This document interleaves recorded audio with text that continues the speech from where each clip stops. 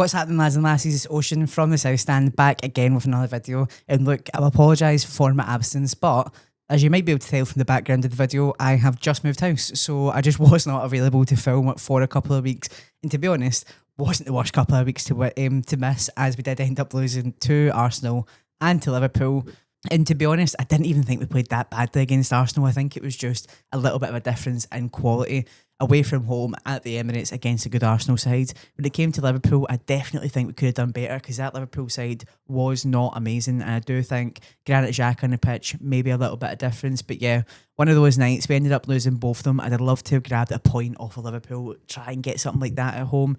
Unfortunately, we have now been beaten at home as well, which is the sad news. But look, we're here to talk about the FA Cup game against Oxford United. So let's jump right into things.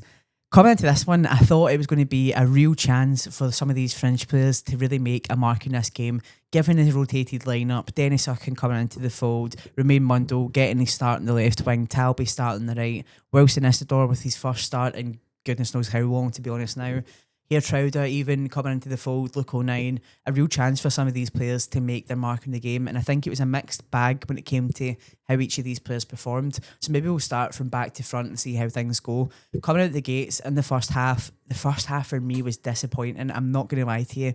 I did want this game to be a real chance to come out with a bit of composure, class, to like just come out and just really impose herself on a game and really confidently come away with a win. And it just was not what we've seen in the first half.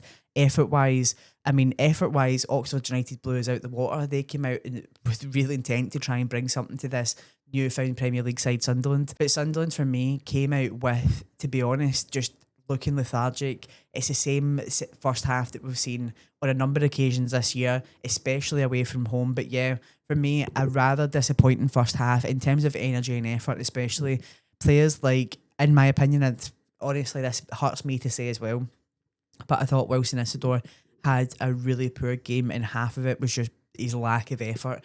We used to see him at the start of this season come out the gates firing, trying to press from the front, really, really aggressively try and get something at the game. And we've seen that for the first maybe month or so that he was starting. Then as his position became a little bit more in jeopardy against Brian Brobby, we've seen Brobby coming on and make such an impact later on in the games. And then, of course, he goes on to have those huge chances missed against, was it Liverpool and Man City? Definitely Liverpool in October, November time. And for me, Wilson just has not looked like the same player since, in my opinion anyway. I think what we've seen yesterday, though, I just honestly was so disappointed in it. I think it was a real chance to show what he's made of, impose himself on the game against a championship side that he's faced before. I mean, really come out here and make a name for yourself. You know, he's not been in a team for a while now in terms of a starting position. And yeah, I just really was disappointed in his game. I think the runs that we used to see him make, he's not making. Yeah, it's a hard one to even talk about because I'm disappointed in that. Like, honestly, so disappointed in it. And then someone else who I thought, really, given the circumstances throughout January and the possible transfer news, I was disappointed in Trowder's performance yesterday. I thought he just... and I've seen it a couple of times from this season. I don't know if I'm the only person that thinks this. I think sometimes, especially against teams that he maybe thinks he should be playing at a higher level than, like against an Oxford United, he just comes out and is kind of lethargically strolls through the game, doesn't really impose himself. The passes are kind of half-assed. I don't know if that was just me. I don't know if that was just yesterday, but I expected a lot more from him, considering that he's been desperate to play minutes. You thought he would have been desperate to really make a name for himself in that starting lineup there. But nah, for me, it wasn't really an impressive game from him at all. And then we got on to the likes of Dennis Irkin, who I thought was okay. I mean, Dennis Irkin, it's a bit of a funny one with his position at Sunderland at the minute, because he's obviously not signed a contract and isn't looking to really stay beyond this year, but he's also not really dominating or really making a name for himself in the minutes that he is getting. And again, yesterday, it wasn't all his fault. I mean, I don't think Romain Mundo used him half as much as he could have in those overlapping or underlapping runs. But I think defensively did look probably a little bit shaky out of any of the newcomers to come on the pitch, out of the rotated players to come on yesterday. I thought he was just a bit meh when it came to his defensive performance. Going forward, he was okay. And then I think we get on to a player who I do think did well yesterday. It wasn't perfect by any means, but I think he had a decent performance. For him was Romain Mundo. he was beating his man well, his pace was showing, his technical ability on the ball was looking pretty good. For me though, at his age maybe, it's just, for me it's his decision making. There was a number of times yesterday where the better option was a pass to a teammate that was just inside the box, just outside. Maybe it would be Dennis overlapping or underlapping, and he just was not using them and just running himself into trouble. And in the Championship, I think those types of times where the difference in quality normally between a Premier League team and a Championship team would show, and obviously with the Championship, I think he maybe didn't always have to have the best decision making because his technical ability got him to beat his man.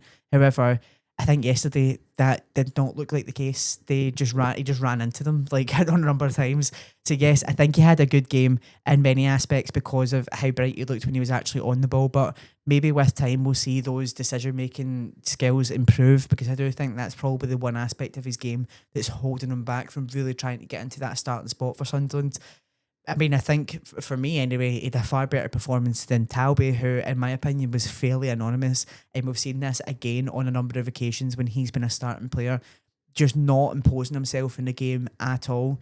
Really, to be honest with you, you could probably struggle to think of any really significant touches that he had against Oxford United. So, yeah, I do think when it comes to the wingers, Sunderland do have work still to do, but we will get on to the bright spark that came on later, that was Jocelyn Tabby, because I do think that he had a decent performance. Look, it wasn't all doom and gloom though. That was me just getting out the way the rotation players who I do think probably could have had a better impact. Luke O'Nien, I think, was just fine yesterday, just did the job that needed to do alongside Mukiele, alongside Roos, who of course those two are pretty much one of the first names on the team sheet in the Premier League. But I do think those three and probably Trey Hume were all just pretty comfortable yesterday playing that game. I think Enzo Lefebvre, as per usual, had a decent game. I mean, Enzo Lefebvre really has become one of the most important players that we have, especially in Granit Xhaka's absence. Him alongside Trey Hume really trying to step up and do something, especially after the first game we were missing Granit. I think we missed all of our older players stepping up to it, but I think Enzo's been doing a really decent job since then.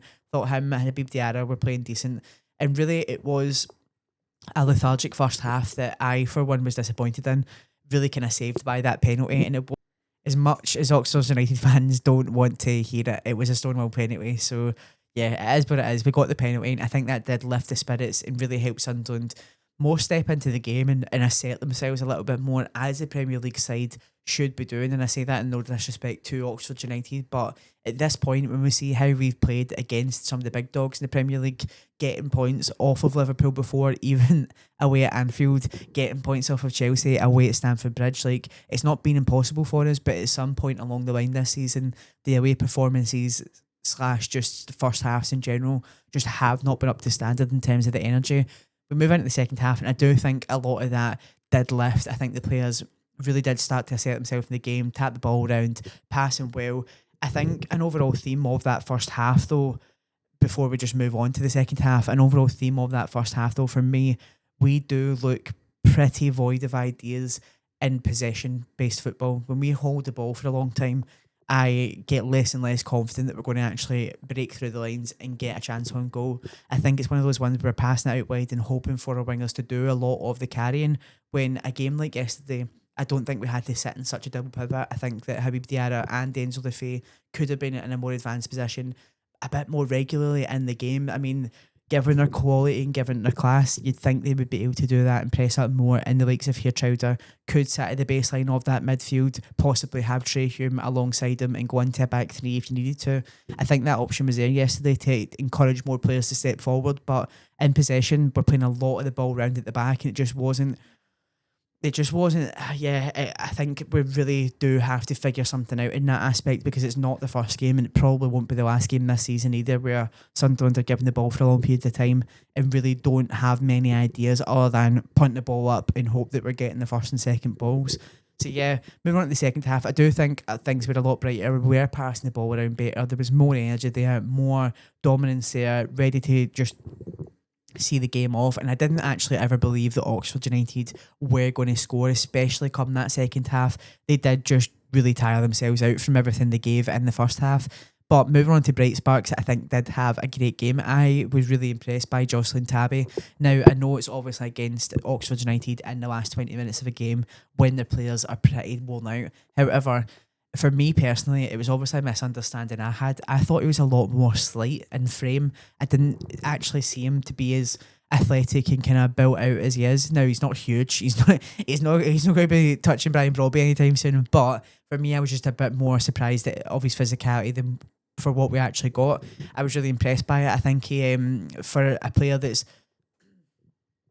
I think he was really quick and aggressive in his attack. He was really good on the ball. He was taking care of the ball well and he's dribbling. And yeah, I think I was really impressed by him. I'm really looking forward to seeing him in the Premier League and seeing how he compares up against Premier League opposition, because obviously you need to take things with a pinch of salt when it's at the end of a cup fixture. However, I was actually really confused that we didn't get to see Angulo yesterday. I thought, I mean, as I said, I think that Romain Mundo had a decent game, but I was surprised that we didn't see a replacement over on that left side, because Mundo ended up playing out the whole game, which, yeah, for me was a little bit surprising. I thought we would have seen Angulo. It was a perfect time for him to come, get more minutes under his belt, build those connections. But yeah, we didn't get to see him. And for me, I was fairly impressed with what we've seen so far. I'm looking forward to seeing more of them. I mean, it's hard to form a full opinion of him right now, but from what we've seen so far, I've enjoyed him and I would have liked to have seen him yesterday. And I think when Eliza Mayenda came on, he was really just a lot better option than what we got out of Wilson in that first half. Just, as I said, the energy levels were really quite disappointing from Wilson.